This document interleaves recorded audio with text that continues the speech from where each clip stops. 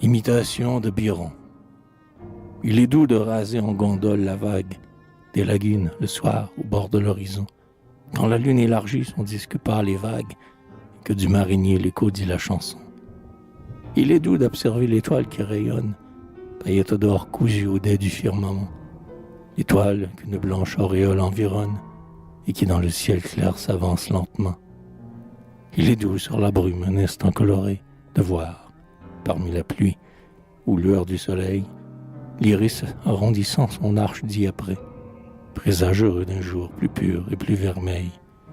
Il est doux par les prés où l'abeille butine, d'errer seul et pensif et, sous les saules verts, nonchalamment couché près d'une onde argentine, de lire tour à tour des romans et des vers.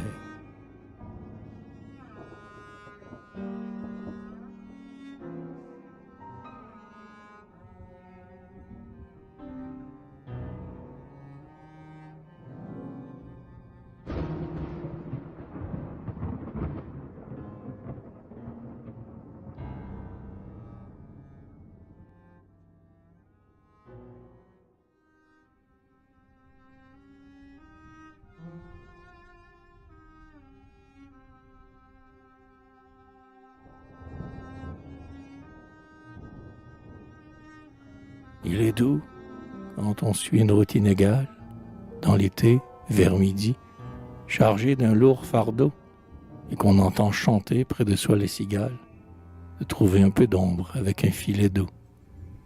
Il est doux, en hiver, lorsque la froide pluie bat la vitre, d'avoir, auprès d'un feu flambant, un immense fauteuil gothique où l'on appuie, sa tête paresseuse en arrière tombant.